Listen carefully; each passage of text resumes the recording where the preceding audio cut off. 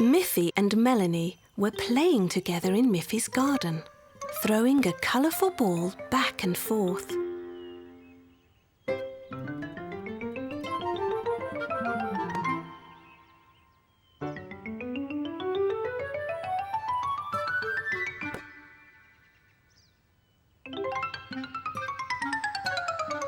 Melanie threw the ball high into the air, and Miffy couldn't see where the ball landed. As she looked for the ball behind a tree, she discovered something else. It was an egg, a blue egg. "How lovely," said Miffy. She forgot all about her lost ball and looked with wonder at the little blue egg. "What do you think is inside it, Melanie?" she said. Just then Poppy Pig came by. "I see you have a blue egg," said Poppy. "Do you think you get blue carrots from blue eggs?" "I don't think so. Carrots don't come from eggs." Melanie said, "My granny says that blue eggs have blue socks inside of them." "I don't think so. You buy socks in a shop. Eggs come from birds. There must be a bird's nest in one of these trees." Melanie looked up and saw a bird's nest with a big red bird sitting in it. Miffy wondered, "Can a blue egg come from a red bird?" Poppy said, "I'm pink and my mother and father are also pink." Melanie said, "I'm brown and my mother and father are brown too." Miffy said, "Maybe with eggs it's different. We know that yellow chicks come out of white or brown eggs." Poppy Pig lifted Miffy high enough so that she could put the blue egg back in the nest and under the red bird. The mother bird nestled over the blue egg and sang a happy song. Poppy found the lost ball. They all had great fun playing with the ball together.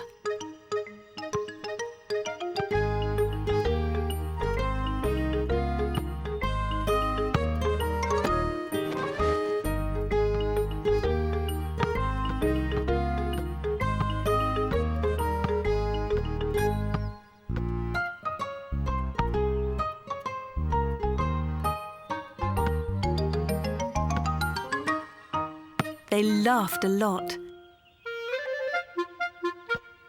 Suddenly, their laughter was joined by another sound.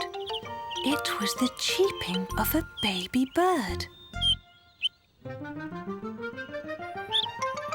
There it was, a tiny red bird in the nest.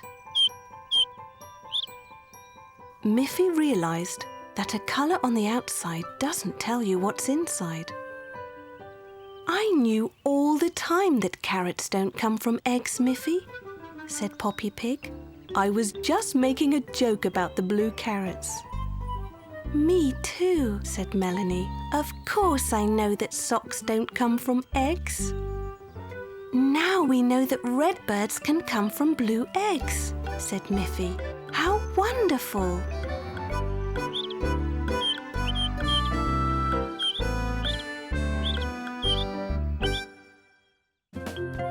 Miffy loved to play in the snow.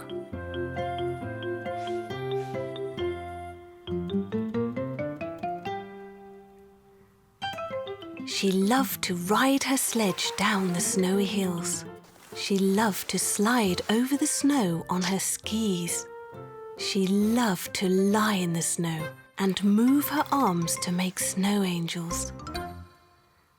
What she liked best of all was to make big snow bunnies.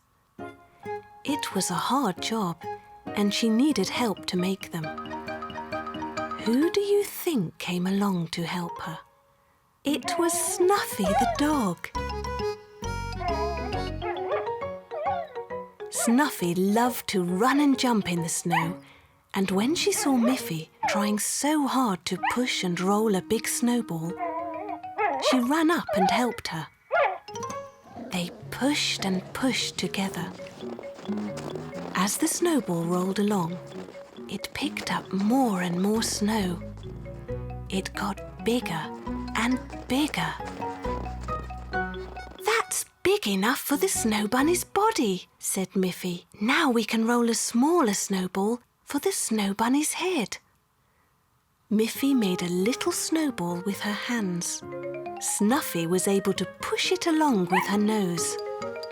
But when it got bigger, Miffy joined in the pushing until it was big enough to be the snow bunny's head. "Now we must put it on top of the big snowball," said Miffy. No matter how they tried, they could not lift the heavy snowball. Just then, Miffy's friend Boris Bear arrived. "Hello, Miffy," said Boris. "What are you doing?" "We're trying to make a giant snow bunny," said Miffy, "but its head is too heavy and we can't lift it." "I have an idea, Miffy," said Boris. "I was taking these planks to my workshop, but we can use them to make a ramp to the top of the big snowball."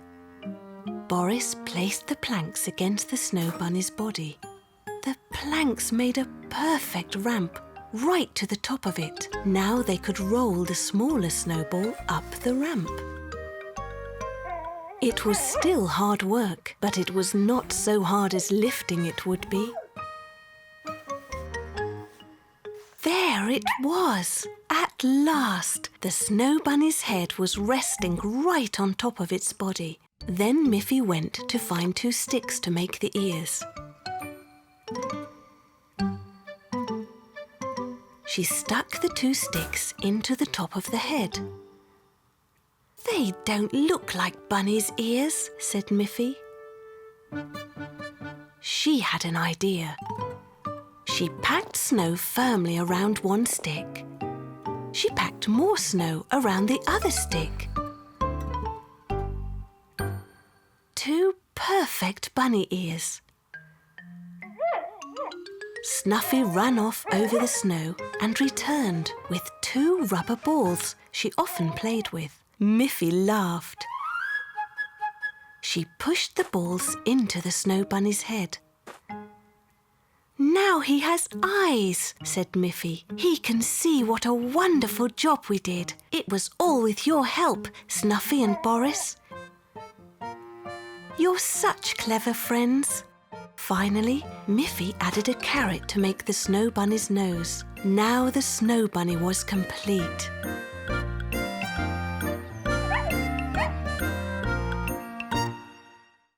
One morning, Miffy looked out of her window. What did she see? A beautiful kite was flying above her house. Miffy looked down the kite string to see who was flying it. Far away, at the other end, Miffy could see Poppy Pig's niece, Grunty. She seemed to be having a lot of fun. Miffy climbed onto her scooter and rode as fast as she could to Poppy Pig's house. "Good morning, Grunty. Where did you get that beautiful kite? I would like to have one too. It would be such fun. Boris Bear made it for me as a birthday present. Boris is so clever. He can make almost anything. Would you like to hold the string, Miffy, so you can see what fun it is to make the kite fly?" Miffy took hold of the string and flew the kite. She had so much fun that she could hardly wait to have a kite of her own. "Thank you, Grunty," said Miffy. "I will go and ask Boris if he will make me a kite." Off Miffy went, riding her scooter through the forest as fast as she could. When Miffy got to Boris Bear's house, she asked him if he would make her a kite. "Yes, Miffy. I'm happy to make you a kite, but as it's not your birthday, you must help me." "But I don't know how to make a kite." Don't worry, Miffy. I'll show you how. We'll build the kite together, step by step. Firstly, Boris took 2 thin pieces of wood, one long and one short. He placed the short piece across the long piece and then held them while Miffy tied them together with a piece of string. Then Boris tied a longer piece of string all around the 4 ends of the wooden pieces. The frame of the kite was ready. Boris took a piece of bright red paper, cut in the shape of the frame. Now we must fold the paper over the cords and glue it, so that it will stay fastened onto the frame. Then the kite must also have a tail. Miffy took some strips of coloured cloth and tied them along another cord. She attached it to the bottom of the kite. It looked beautiful. Now we only have to attach a long piece of string. Then we can go out and fly the kite. Miffy held the string tightly and Boris held up the kite so that it could catch the wind. The kite went up and up. It danced in the sky. It was beautiful. Suddenly, it dived downward, straight into a tree. Miffy pulled and pulled on the cord, but the kite was stuck. "How shall we get the kite out of the tree?" said Miffy. She was very sad. Boris was already climbing the tree. He freed the kite and let it fall to the ground. "The forest is not a good place to fly a kite, Miffy. There are too many trees." "I'll take the kite to my house," said Miffy. "There are not as many trees there." "Thank you so much, Boris, for this beautiful kite." Miffy took the kite home on her scooter. She had such a wonderful time flying her new kite. There were 2 lovely kites in the air. One belonged to Grunty and one belonged to Miffy. One afternoon, Miffy and Melanie were playing in Miffy's garden. "I will pretend to be a princess," said Miffy, "and you can pretend to be the queen, Melanie." "That will be fun," said Melanie. It was good fun. Princess Miffy and the good Queen Melanie had a lovely afternoon.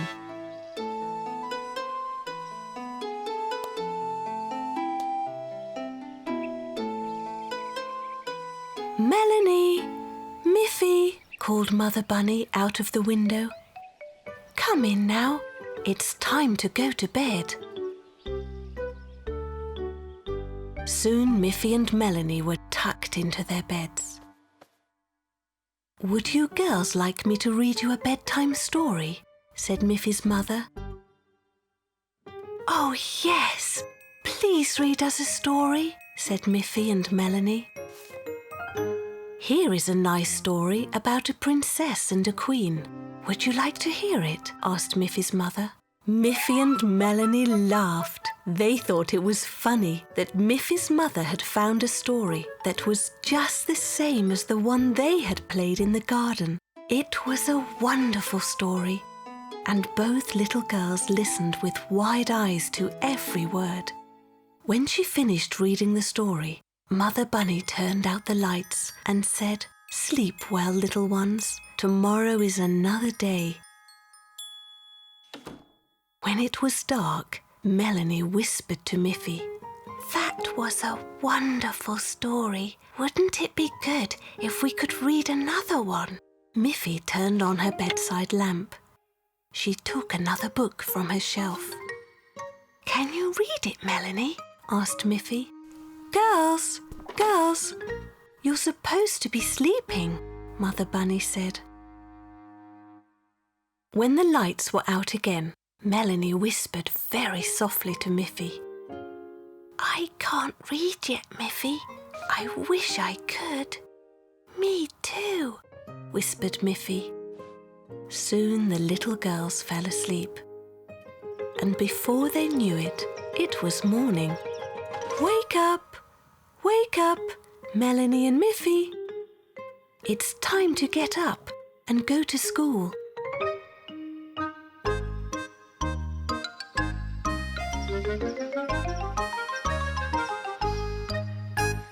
At school, the teacher asked the class, "Do you like stories, children? Would you like to be able to read them yourselves?" Miffy and Melanie looked at each other. "That's just what we would like," whispered Miffy to Melanie.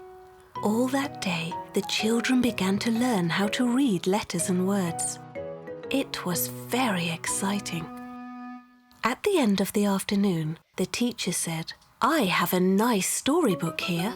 Who would like to read a few words from it?" Miffy and Melanie looked at each other again. They were so surprised to see that it was the very same book Miffy's mother had read to them. Both girls raised their hands. The teacher picked Miffy and handed her the book. Miffy started to read. "Once upon a time, there was a lovely princess."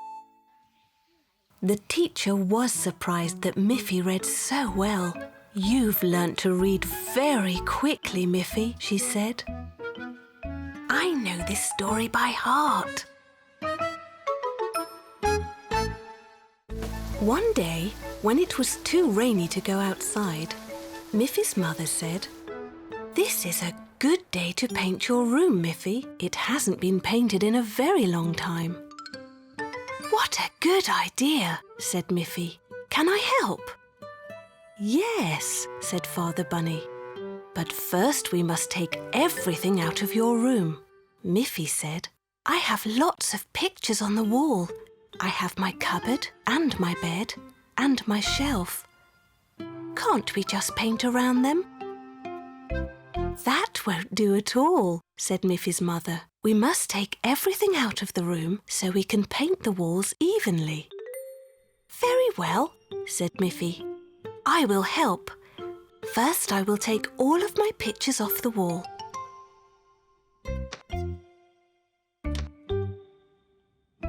"But I can't move my bed, or the cupboard, or the shelf."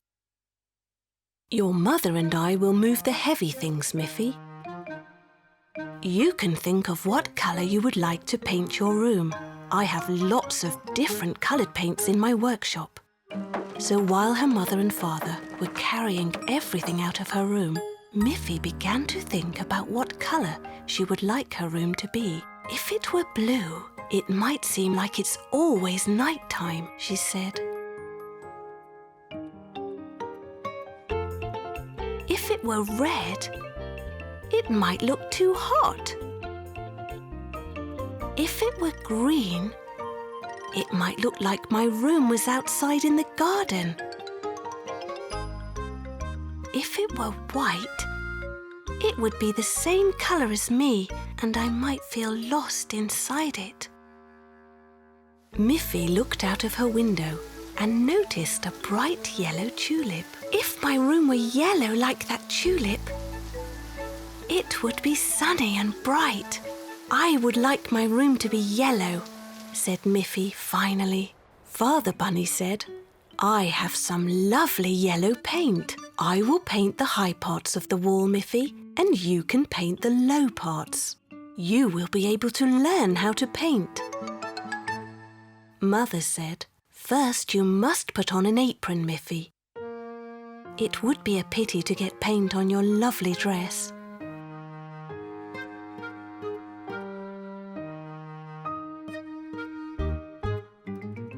So Miffy put on an apron, and her father very carefully mixed the bright yellow paint.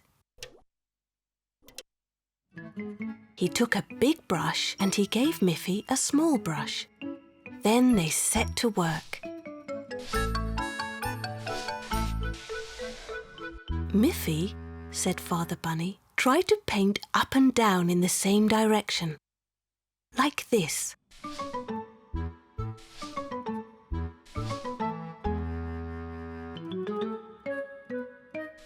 Miffy learnt very quickly.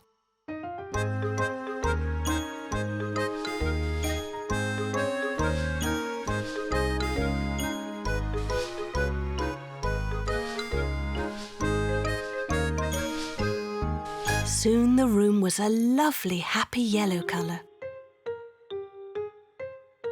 And Miffy's things were soon back in their place.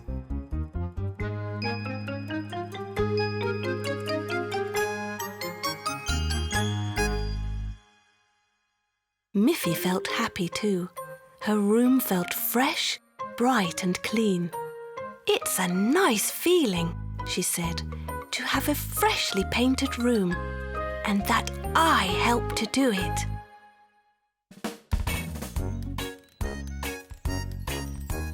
Miffy, Miffy, Miffy, run! With her friends she's having fun. Snuffy, Grunty, Boris Bear, Poppy Pig,